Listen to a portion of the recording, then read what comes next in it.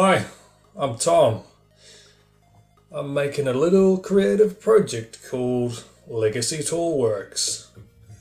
As you can tell, probably by my accent, I'm from New Zealand.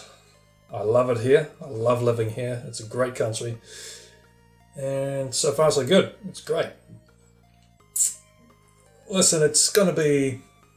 I've written down a few notes, but I'm just going to go with it, see what happens. It's going to be a little bit rough and ready, but you heard it first here. This is raw me. Alright, yeah. First of all, I'm a beginner tool maker. I do it as a hobby. Being a digital creative by trade, I wanted to try something physical. Something that'll last in the physical world, something I can, how can I put it, fit in my hand, something I can hold in my hand, you know? Yeah, tools, knives, hammers, axes, that sort of stuff. In particular knives, they can be quite beautiful things. Don't know why, it's just something about the craftsmanship, something about the finish, something about there's a story behind each knife. Especially if it's handmade, there's something gone into it that's different. Yeah. Oh yeah, that's right. The whole point of me doing this, the whole point of the podcasting and making tools and the channel, it's about self-improvement, if I'm going to put it down to one thing. So the education, the learning, that side of thing is, this channel is the most important, but I don't want it to be just a one-way thing. It's a two-way street, so if you've got any suggestions or... Nice page turn. If you've got any suggestions or anything you know about what I'm doing that I don't, feel free to post in the comments. Or you can email me. I'll see if I can put the email address on the screen here. Anyway, if it doesn't, it's legacytoolworks. That's as it is. All lowercase at gmail.com. So that's legacytoolworks at gmail.com. Feel free to drop me a line or send me a picture of your projects or what you're doing. Or I want to engage with you guys. I don't want to just be this guy on the internet that shows you what he does and doesn't, how can I say, doesn't keep that line open on your end. Doesn't, it's not a one-way street. I don't want that. I want this to be engaging for you guys as well as me. I might know something or have learned something that you don't know, but more likely I'd say you know something or you've learned something that I don't know. So yeah, I just want to engage you guys, and I keep saying it, but I want to keep it open, a two-way street. No way do I want it to be just one way, no way. Yeah, so I'm a Kiwi, I'm from New Zealand. Yeah, it's great here. A pro, of course, is the living conditions here. You know, it's a first world Western nation. It's, you know, all the facilities plus the beauty of the natural environment. So that's very nice. I'm very grateful for that. But a con, let's be real, guys. New Zealand isn't exactly the closest nation to where everything is happening as far as technology and steel production and manufacturing and all that. We have our own markets, don't get me wrong, but you can't just, well, as far as I'm aware, I've done a little bit of research around sourcing steel, but I'd need to improve on that, of course. This throat, man. Anyway, so I've done a bit of research on that. I can't seem to find steady sources of beginner steel like 1080, 1084, or even 01 for that matter. So I'm still working on that. I'll probably have to get it shipped in from overseas, but I could be wrong. There might be a supplier that's hiding in amongst it, so we'll see about that. But that reminds me, if you guys, any listeners in New Zealand or anyone that knows a place in New Zealand that does 1080, 1084 or 01 or any beginner steel or good knife making steels of any sort, please let me know. The email address I just provided earlier, or you can chuck it in the comments. That'll be alright. But yeah, this whole tool making thing, I just started. I'm pretty new to it. It's only been a few months on and off, hobbyist kind of timetable. So yeah, just working through a few personal things schedule wise. So once that's relatively ironed out, you'll see more content pop up, and I'll engage with you guys as often as I can.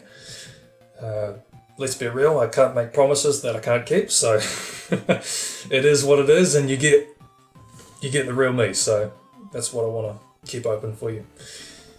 Yeah, so I'm diving into it head first. There's no doubt about it. Just started making hobby projects like, getting scrap steel, Y posts, or those waratahs, some people call them, Y post packaging, right angle steel. I know it's not the right stuff for tool making, but it's great to practice your blade geometry on, just getting used to grinding shapes out, or in the initial stages like I am, using your hacksaw and files. Learning it from the ground up, I really mean it. Yeah, the first one was a bit of a obvious learning curve. If you don't have the right tools and the know-how, don't make knives out of thin handsaw blades, because they bend way too much. They are incredibly hard to drill through, and generally they're just not thick enough. I don't regret making it, but for that reason, or the reason being that I learned lots from it. That's the point. I'm not aiming for perfection here. That's not even on the horizon yet. Okay. What I'm doing is just soaking everything up, just learning as much as I can. Screw it up early and learn from it as much as you humanly possibly can. That's essentially what I'm doing.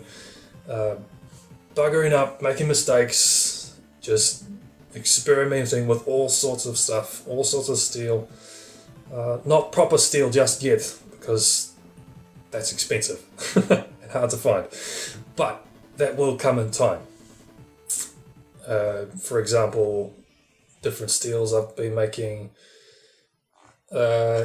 Cleavers. Cleavers are a type of blade geometry that I'm a fan of, just because of there's a simple beauty about it. Some would say, it's just a square, but it appeals to me. I like it. There are all sorts of blade geometries and shapes that I enjoy, but cleavers are one of them. Let's see what I got here.